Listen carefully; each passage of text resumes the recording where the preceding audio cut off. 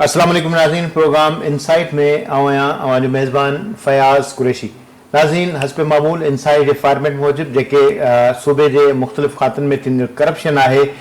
उन ते नज़र रखंदे इन्वेस्टिगेशन सेल जी मुख़्तलिफ़ जेके रिपोर्टूं आहिनि उन ते तफ़सीली तौर ते इहो प्रोग्राम जेको आहे उन जो सिलसिलो जारी आहे ऐं ताज़ो जेको लाइव स्टॉक खातो उहो हिन वक़्तु मुख़्तलिफ़ जेके मसइला आहिनि उन्हनि में करप्शन जो जेको ॻड़ जेको बणिजे थो नज़र अचे ऐं ख़ासि तौर ते जेके मालवंद जेके माण्हू आहिनि उन्हनि जी भलाइनि वारा जेके मनसूबा आहिनि रिथाऊं जेके आहिनि उन ते रखियल जेके अरबे रुपया आहिनि उहे हड़प करण जे हवाले सां इंकिशाफ साम्हूं आया आहिनि। कहिड़ी मद में जेके तरक़ियाती मद जा जेके मनसूबा आहिनि उहे या जेका सालियानी बजट आहे या उन में त इहे समूरा जेके मामला आहिनि उन्हनि ते न सिर्फ़ु जेको वाच बि कयो वियो आहे ऐं ख़ासि तौर ते कोटड़ी जो शहरी जेको आहे मुमताज़ अली खुश्क ऐं ऑफिसर आहे खाते जो स्टॉक असिस्टेंट अली रज़ा खुश्क उन पारां एंटी करप्शन में दरख़्वास्त ॾिनी वई आहे, नोटिस बि थी विया आहिनि ऐं अमलदारनि खे तलब बि कयो वियो आहे त केतिरो ई जेका बजट आहे उन में खुदबुद कई वई आहे या जेके मामला आहिनि उन ते असांजो प्रोग्राम जो जेको महिमान आहे GM खोखर पहिरीं त तव्हांखे प्रोग्राम में भलीकार कयूं था। नाज़रीन, GM खोखर इहा रिपोर्ट जेका आहे ब्रेक बि कई आहे उन खां पुछंदासीं त हीउ असल जेको किसो या जेका स्टोरी उहा छा आहे ऐं किथे ऐं कहिड़ी मद में करप्शन थी आहे GM छा तफ़सीलनि हवाले सां। हाँ, महिरबानी फैज़ साहब, बिल्कुलु तव्हां दुरुस्त फरमायो।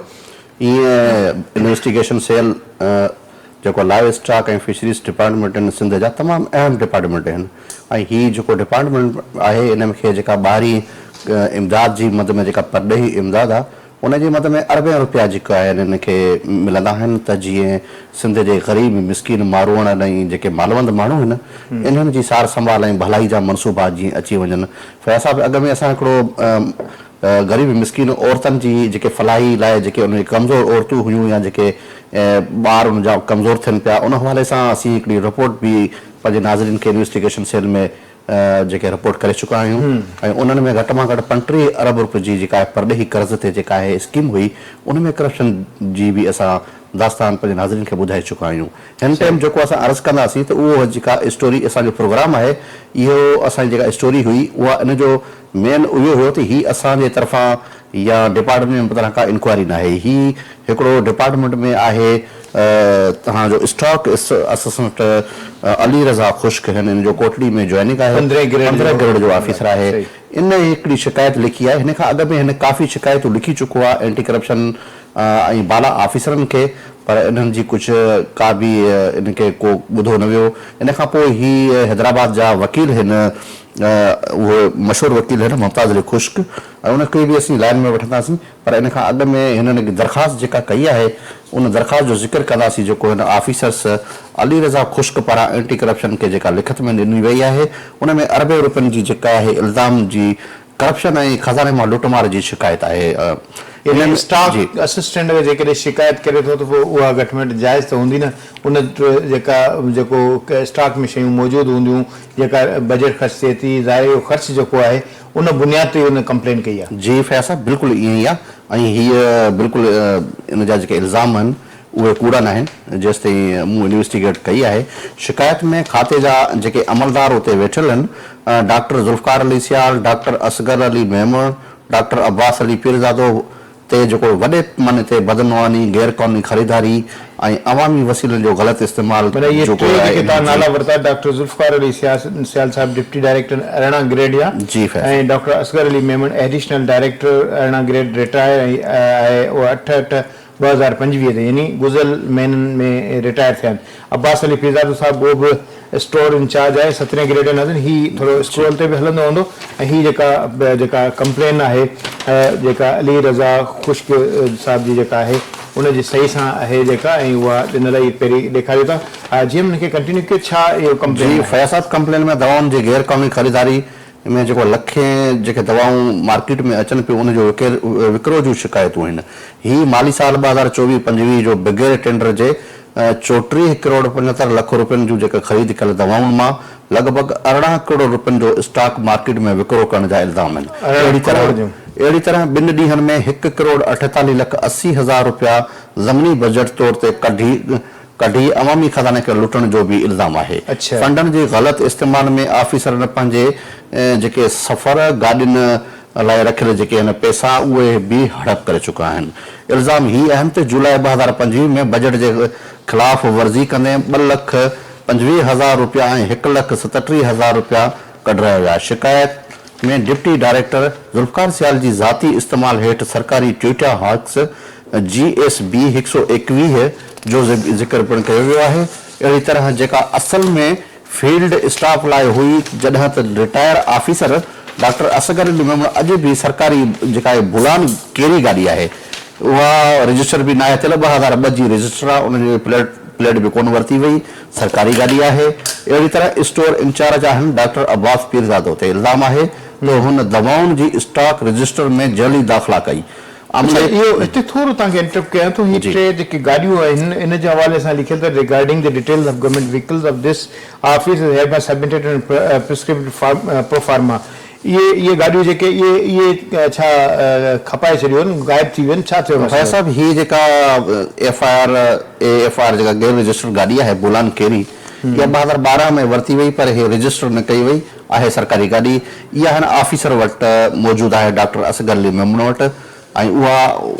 उन वटि मौजूदु आहे, इहा वापसि न थी आहे। अहिड़ी तरह जेका रजिस्ट्रेशन जे सरकारी गाॾी रखी वई आहे। जी फैज़ साहब, इहो काफ़ी डिपार्टमेंट में मौजूदु आहिनि अहिड़ियूं गाॾियूं। ऐं जेको मां सरकारी टोयोटा हाइलक्स जी गाॾी जो ज़िक्र कयो GSB 121, उहा बि डॉक्टर ज़ुल्फ़िकार सियाल जे ज़ाती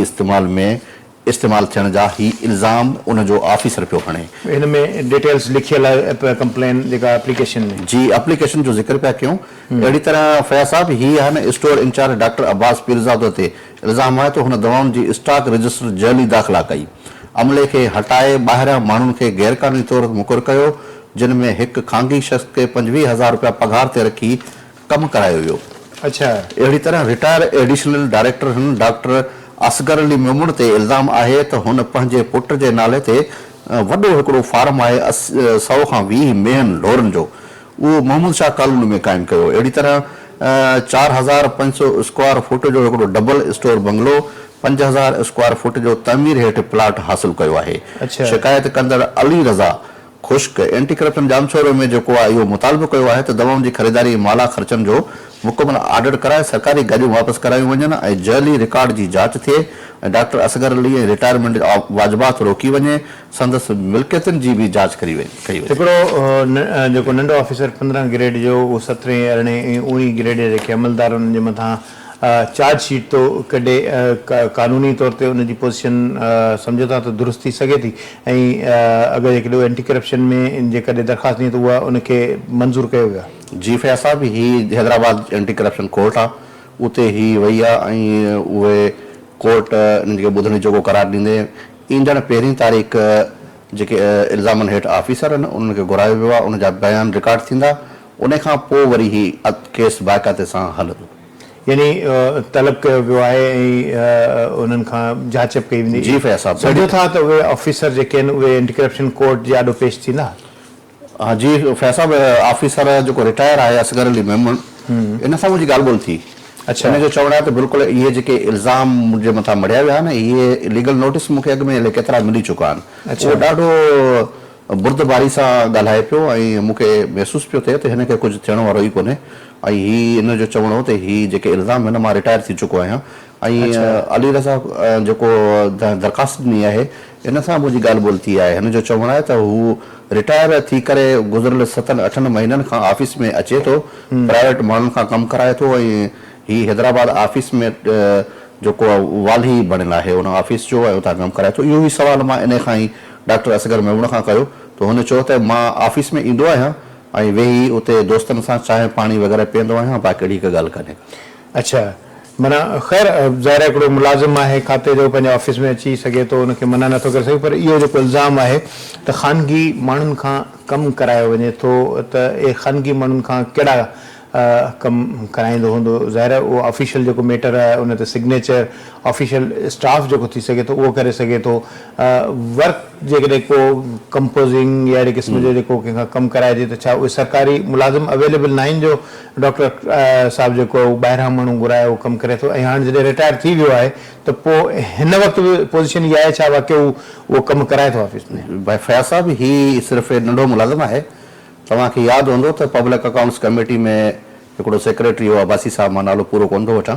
उन अची PAC चेयरमैन खे चयो हो त मुंहिंजो हिकिड़ो ऑफिसर आहे, उहो प्राइवेट माण्हू वठी थो अचे ऐं उहो समरियूं ठाहींदो आहे मुंहिंजूं। त जॾहिं मां हुन खां पुछो ऐं हुनजी शिकायत कई त तमामु वॾे घराने मां फ़ोन आई ऐं मां हुनखे न हटाए सघियुसि। बिल्कुलु ही हिकिड़ो नंढो मुलाज़िम आहे। इन जो वीडियोस मूं वटि मौजूदु आहिनि, त हीअ वीडियोस में बिल्कुलु नज़र अचे थो, कमु करे थो। हिकिड़ो बिल्कुलु तव्हांजो सवाल जेको आहे बरहक़ आहे त ऑफिस में छा मुलाज़िम न आहिनि जो ॿिया अचनि था,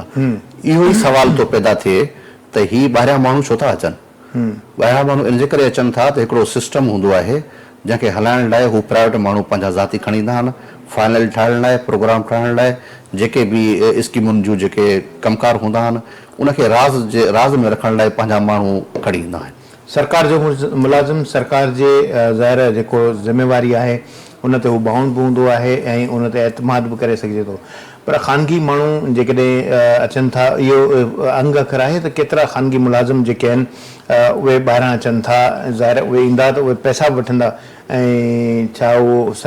ख़ानगी स्कूल वांगुरु चंद हज़ारनि ते जीअं टीचर पढ़ाईंदा आहिनि वीचारा उन अंदाज़ सां कमु कंदा, छा मुफ़्त में कमु कंदा या घटि पघार ते उजरत ते कमु कंदा? फयाज़ साहब, बिल्कुलु इन जो अंग अखर त सिधो न हूंदो आहे गवर्नमेंट वटि, त असां वटि एप्लीकेशन में ज़िक्र कयो वियो, बिल्कुलु इन में आहे ज़िक्र थियल त ख़ानगी माण्हू हिकिड़ो कमु करे थो, हिकिड़ो माण्हू कमु, हा हिकिड़े जो ज़िक्र आहे। जेकॾहिं फयाज़ साहब हिकिड़ी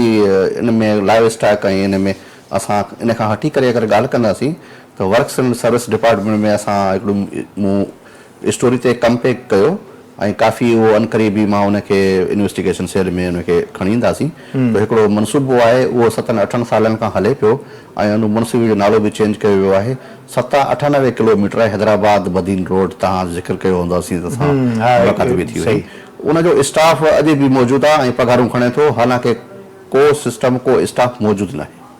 अच्छा, उते ऑफिसर वेठल आहिनि ऐं SNE बि आहे, उनखे हुकूमत ख़तमु नथी करे, पघारूं जारी थियनि थियूं पर वजूद न मौजूदु कोन्हे। माना अहिड़े अंदाज़ सां जीअं पाण इन जेको मामले ते पाण जॾहिं ॻाल्हायूं पिया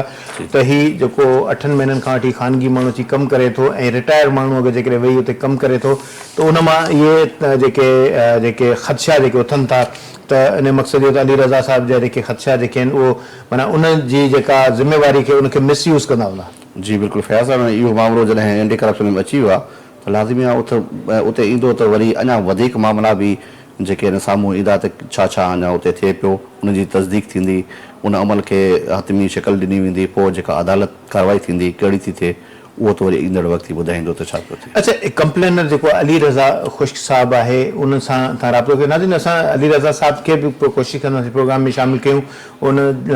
खे बि जेको टेलीफोन लाइन ते ॿिए पंहिंजे पार्ट में वठंदासीं। एडवोकेट मुमताज़ अली ख़ुश्क साहिबु जेको आहे उनखे बि लाइन ते वठंदासीं त असुलु मुद्दो छा आहे ऐं मामला छा आहिनि। त हीउ जेको मूं तव्हांखां सवाल पियो कयो अली रज़ा साहिबु, उन खां तव्हां को मालूमात वरिती, को राब्तो थियो आहे? जी, अली रज़ा ख़ुश्क सां मुंहिंजी ॻाल्हि ॿोल थी आहे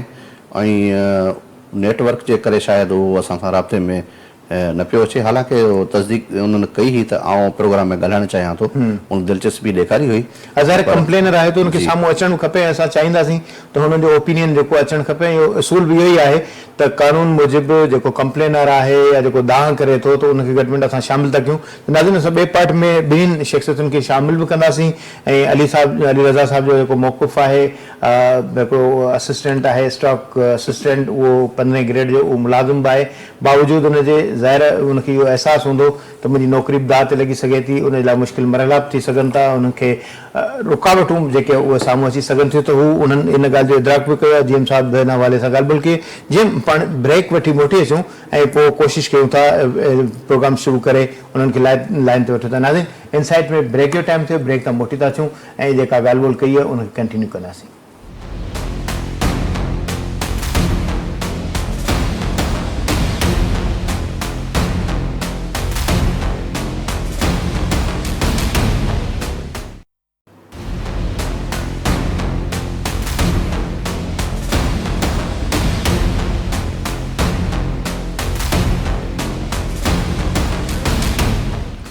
इनसाइट में ॿेर भली कार में ब्रेक खां वञण खां अॻु में मूं इहो ज़िक्र कयो हुयो त असां कोशिशि कयूं था त जेके दरख़्वास्त गुज़ार आहिनि या दरख़्वास्त गुज़ार जा जेके वकील आहिनि उन्हनि सां राब्तो कयूं ऐं उन्हनि जो ओपिनियन जेको आहे उहो बि ॼाणूं त लाइव स्टॉक खाते में जेका थींदड़ करप्शन आहे उन में अली रज़ा ख़ुश साहब पारां जेका दरख़्वास्त कई वई आहे ऐं मुमताज़ अली ख़ुश साहब जेको वकील आहिनि ऐं उन्हनि जेको खाते में अंदरि थींदड़ जेका करप्शन अकरबा परवरी आहे उन जे हवाले सां एंटी करप्शन अदालत सां रुजू कयो आहे त असां कोशिशि कई त राब्तो असांजो थिए इन हवाले सां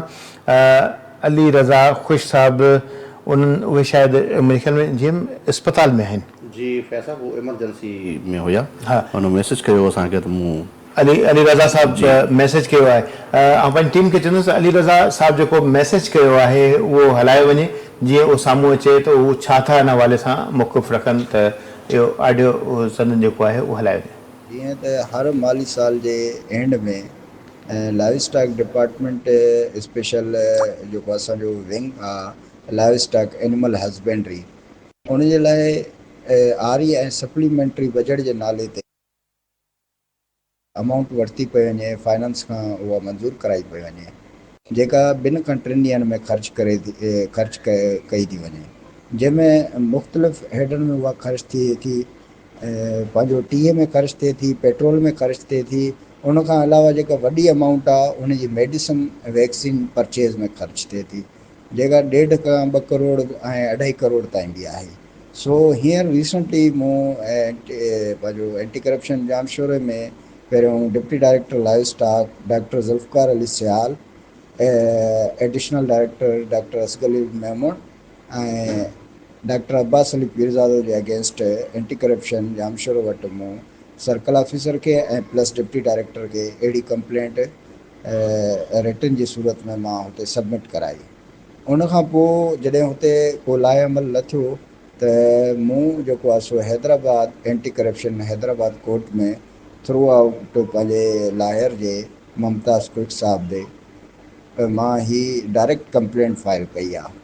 जंहिंमें 3.5 करोड़ रुपए जी बजट जो जेको इशू आहे जंहिंमें 1 करोड़ 48 लख ऐं समथिंग जेका आहिनि उहे सिर्फ़ु मई जे लास्ट में विथड्रा कया विया आहिनि 1 करोड़ 48 लख रुपया जेके आहिनि उहे विथड्रा कया विया इहो अली रज़ा साहब जो जेको मौक़िफ़ आहे जीअं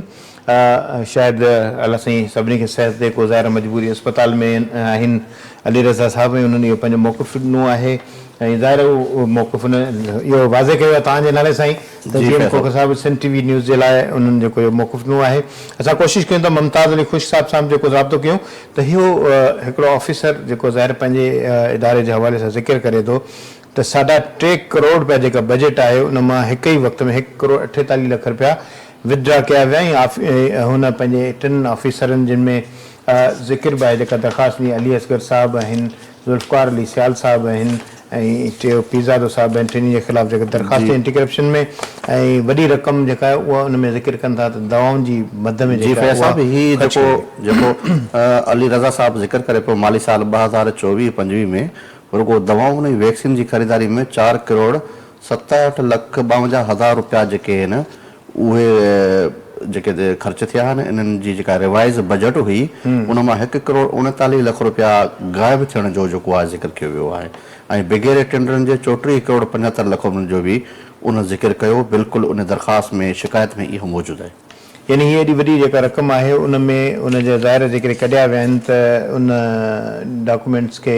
फिलअप करण जे लाइ पाण जेको ख़ानगी माण्हुनि जो ज़िक्र कयो इहे कम वरी उहे था कनि थियणी त खपे सरकारी जेको मुलाज़िम आहे उनखे सरकारी कमु करणु खपे अब्बास पीज़ादो असगर साहब ऐं डॉक्टर ज़ुल्फ़कार अली सियाल साहब जेके आहिनि उन्हनि जे ख़िलाफ़ दरख़्वास्त आहे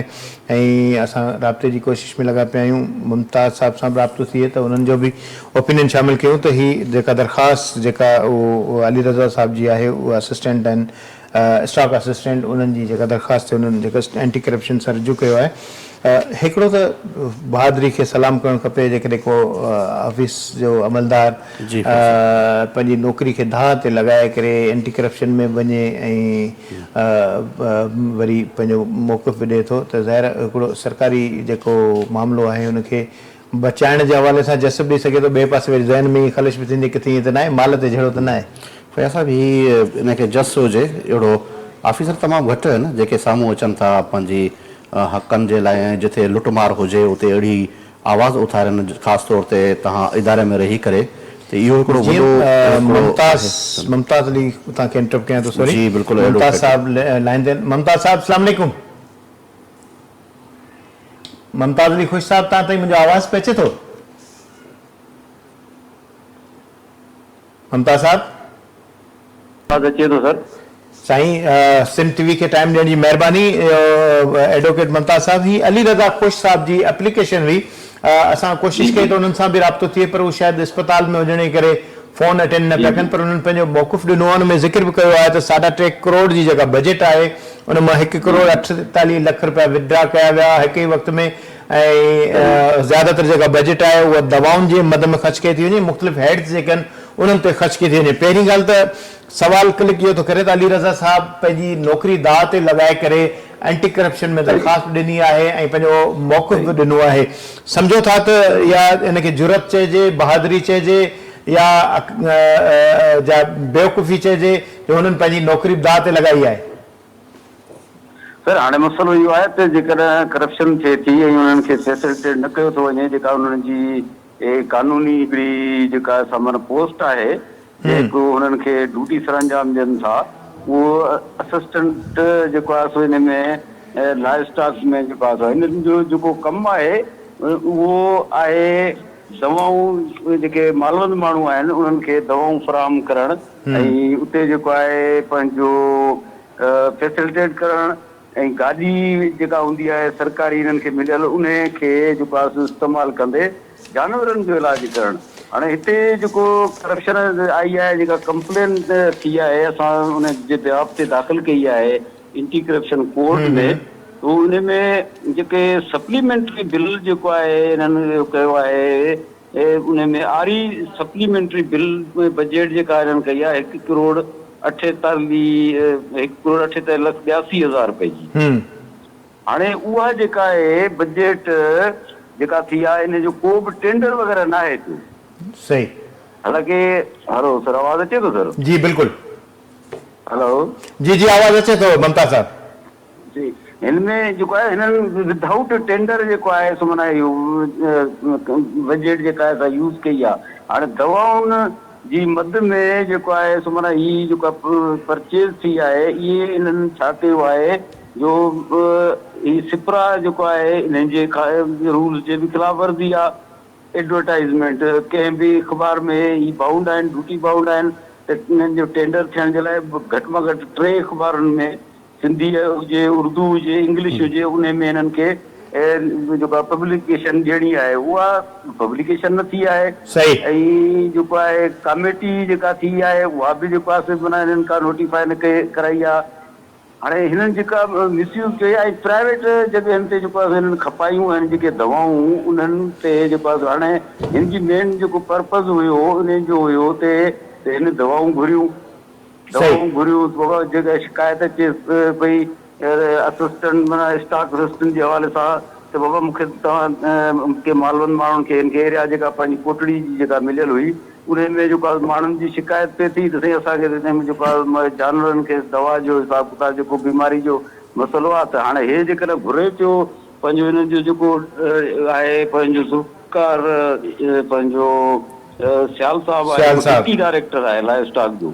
हाणे उन्हनि में जेको आहे सो दवा जे हवाले सां हिननि खे चई त तूं माण्हुनि खे इहो एडवाइज़ कर त उहो जेको आहे प्राइवेटली वठनि ऐं जेका गाॾी हिननि जी जेका असां मोबाइल जे हिसाब सां हिननि जी इस्तेमालु थींदी आहे त उहा बि जेको आहे सो पंहिंजे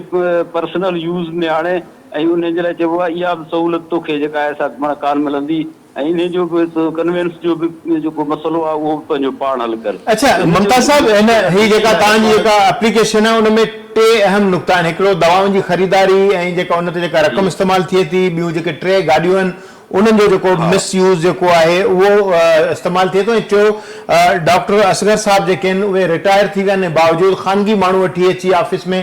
कमु कनि था हा बिल्कुलु इहे शयूं बि इन्हनि जूं आहिनि हिन में त जेकॾहिं उहो रिटायर थी वियो आहे त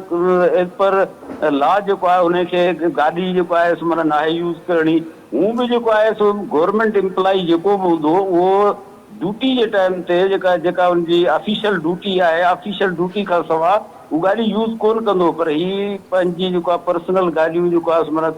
हिन में इस्तेमालु करनि था ऐं इन्हनि खे नथा ॾियनि दवा। बल्कि हिकिड़ी गाॾी जेका बोलान आहे उहा त रजिस्टर ई न आहे थी 2012 वारी।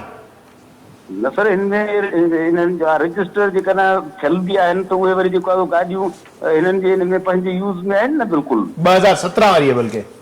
ऐं स्टोर जो जेको कंडीशन आहे उन में असां वटि जेको आहे मतिलबु बाक़ाइदे जेको आहे मतिलबु हुननि जो वीडियो आहे न त उन में हिकिड़ो प्राइवेट माण्हू जेको आहे सो उते हिकिड़ो कमु करे पियो थो। उन जो बि नालो एप्लीकेशन में वाज़े लिखियलु आहे। उन खां पोइ जेको आहे माना हू पंहिंजो हिकिड़ो इंटरव्यू बि ॾेई चुको आहे। हिकिड़ी टीवी हिकिड़ो चैनल आहे, पोइ हुनखे मूंखे हीअ सही तरीक़े सां उनजो यादि कोन्हे, टीवी वारे खे जेको ॾिनो हुई उन पाण एक्सेप्ट कयो आहे हिन ज़ुल्फ़िकार सियाल साहिब त बाबा हा वाक़ई जेको असांजे क्लर्कनि खे कमु नथो अचे ऐं असां उनजे करे जेको आहे हिकिड़ो प्राइवेट माण्हू विहारियो आहे। उहो प्राइवेट माण्हू खे तव्हां पघार कहिड़े मद में था ॾियो? तव्हां जेको गवर्नमेंट जो फंड आहे उहो कीअं था मिसयूज़ कयो? जेकर हुननि जी परचेज़िंग ॾेखारी अथनि त हिकिड़ा त हिननि जो ऑफिशियली जेका सालियाना बजट जेका हिननि जी थिए थी उहा त टेंडर जे हिसाब सां थींदी आहे। उहो जेको आहे डायरेक्टर जेका रेगुलर बजट आहे हिननि जी उहो त जेको आहे माना हुनजो टेंडर बि थिए थो। हीअ जेको माना हारी जंहिंखे चवंदा आहिनि त उहा उनजो त को बि टेंडर वग़ैरह थियो बि कोन्हे। ऐं गाॾियुनि जो जेसि ताईं तालुक आहे त गाॾियूं बि जेको आहे इस्तेमालु जेके करनि पिया था त उहे हिकिड़ी चवंदा त बिल्कुलु ख़राब ई आहे। जेका उहा हुते ऑफिस में बीठल ममताज साहब जेको आहे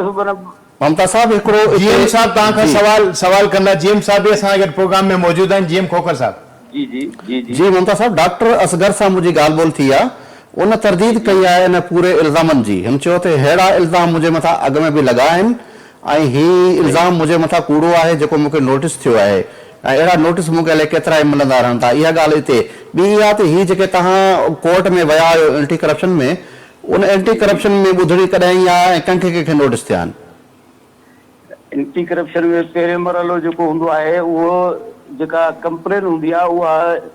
एडमिट थींदी आहे।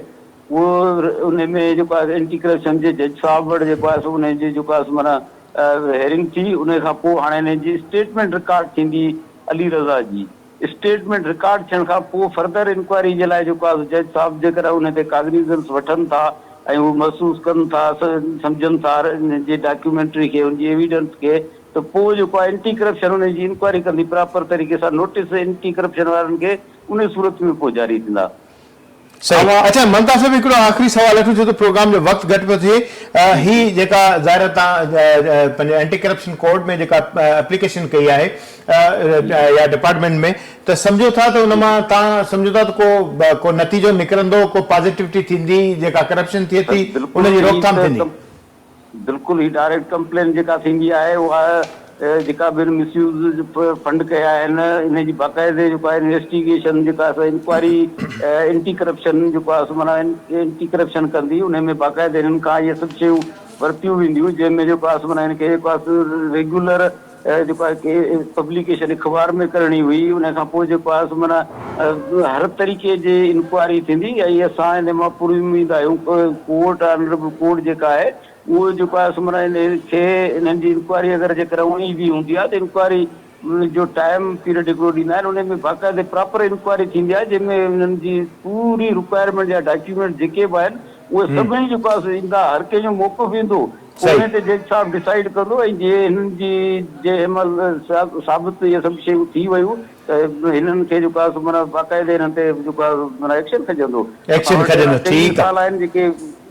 ठीक है, वरी मेहरबानी ममता साहब। टाइम ना है न तो वधिक डिस्कस क्यों हुआ। Deputy director anti corruption establishment Jamshoro D दरखास्त है जो ममताज साहब जो जिक्र कयो पे इलीगल जो एम्प्लॉयमेंट आउटसाइडर्स है उनमें वन प्राइवेट पर्सन मिस्टर अजीम हायर्ड इन 25,000 monthly salary without any authority with official staff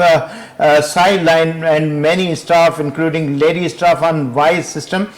leave from government duties। त ही जेको ॿाहिरियां माण्हू जेके आहिनि ख़ानगी उनजो बि दरख़्वास्त में ज़िक्र आहे। ॿियो जिम प्रोग्राम जो वक़्तु घटि पियो थिए। ॿियो मेरे ख़्याल में ही जेके हिकिड़ी तव्हां डिटेल में जेकी रिकॉर्ड जेको साम्हूं आंदो जेको अलाउंसिस वग़ैरह इहो छा आहे इहो थोरो ॿुधाईंदो? जी फैज़ साहब, बिल्कुलु हीअ वक़्तु जीअं तव्हां ॻाल्हि कई त हीअ दस्तावेज़ आहिनि डिपार्टमेंट वाइज़ आहिनि। हीअ ख़र्च आहिनि इन्हनि जा जेके सेक्रेटरी लेवल जा 116 करोड़ रुपया 67 रख जो जेको मजमूई बजट रखियो वियो आहे उन मां 27 करोड़ 68 लाख रुपया जारी किया विया। सिर्फ़ु 14 करोड़ 22 लाख रुपया ख़र्च ॾेखारिया विया आहिनि। मां जेकॾहिं जल्दी में हलंदो हलां त पघार अलाउंसिस में इन्हनि में वॾो फ़र्क़ु आयो आहे। हाणे तव्हां हिते ॾिसंदव त 2 क्वार्टर्स जी जेका रिलीज़ थी आहे उन खां अलावा ही 29 करोड़ 58 लख रुपया जारी कया विया, पर 42 लख खां वधीक ख़र्च ॾेखारियो वियो आहे। अहिड़ी तरह जेको जारी कयल बजट मां 43 लख ताईं जेको मौजूद हुई। हाउस रेंट जेको आहे इन लाइ 3 करोड़ 75 लख रुपया जारी कया विया, जिन मां 46 लख ख़र्च ॾेखारिया विया, जॾहिं त बाक़ी रक़म जो को बि हिसाब किताब वग़ैरह न आहे। माना को बाक़ी रक़म जो कन्वेंस अलाउंस मां वञो त फैज़ साहब 42 लख रुपया ख़र्च ॾेखारिया विया, पर बजट में वॾो हिसो जेको आहे उन में गायब आहे। मेडिकल अलाउंस में जेकॾहिं असां वञूं था त उन में 13 लख रुपया जेके आहिनि 14,000 रुपया रखिया विया आहिनि, जिन मां 3,28,000 रुपया कढिया विया ऐं सिर्फ़ु 2,73,000 ख़र्च ॾेखारिया विया आहिनि। अहिड़ी तरह फैज़ साहब एंटरटेनमेंट वग़ैरह जो बि आहे इन में 24 करोड़ जेके आहिनि थोरो इहो वठण थो चाहियां, परदेही कर्ज़नि मां हलंदड़ जेके स्कीमूं आहिनि उन्हनि ते का एक्वाकल्चर जे तहत ख़र्च कयो वियो। फैज़ साहब बिल्कुलु इहो असां प्रोग्राम करे चुका आहियूं। 35 अरब जी स्कीम हुई, इन में थोरो हिसो 20 अरब जेके आहिनि हिनजे 19 अरब जे लॻभॻि जेके सिंध गवर्नमेंट जा हुया। बाक़ी जेका आहिनि ॿाहिरां कर्ज़ ते जेके वरितल फंड हुयो फॉरेन असिस्टेंस प्रोग्राम इन खां अलावा हिन डिपार्टमेंट में तमामु वॾो थियो आहे। नजमी आलम इन में हुया एडवाइज़र CM साहब जे, तो हुन काफ़ी इंक्वायरियूं करायूं हुन जेके असां पंहिंजे नाज़रीन खे इन्वेस्टिगेशन में ज़िक्र करे चुका आहियूं। इन खां पोइ हिन महिल मोहम्मद अली मलकानी साहब आहिनि ऐं हिन जे हूंदे का बि अहिड़ी इंक्वायरी न आई आहे साम्हूं, न ई को शुकासन सब अच्छा है वारी रिपोर्ट है। नाज़रीन प्रोग्राम में वक्त इजाज़त नथो ॾे, न त प्रोग्राम जो जेको मौज़ू आहे उन में घटि में घटि ॿियो प्रोग्राम हिकिड़ो करे सघे कोशिशि कंदासीं हिन में वधीक जेके शामिल कयूं शयूं ऐं ख़ासि तौर ते जेके अली रज़ा साहब जेकी वरी हिम्मत कई आहे उनखे अगरि जेकॾहिं पाण उर्दू में चवंदा आहिनि दूध का दूध पानी का पानी, माना खीर जो खीर ऐं पाणी जो पाणी साबित थियणु घुरिजे। जेकॾहिं इल्ज़ाम अजाया आहिनि त उहा बि साबित थियणु घुरिजे, जेकॾहिं इल्ज़ाम जाइज़ आहिनि त जेका ख़ुदि बुद बेज़ाब्तियूं कयूं वेंदियूं त उन्हनि जो बि हिसाब ऐं एहतिसाब थियणु घुरिजे ऐं सरकार जो पैसो जेको आवाम जी जेका टैक्स मां हासिलु थिए थो उन जो ज़ाया थियण जे बदिरां उहो बि जेका सूबे जे अवाम ऐं मालबंदनि ख़ासि तौर ते जेको चौपायो सांडीनि था उन ते ख़र्च थियणु घुरिजे। प्रोग्राम जो वक़्तु पुॼाणे थो पतो, इजाज़त ॾींदा अलावा।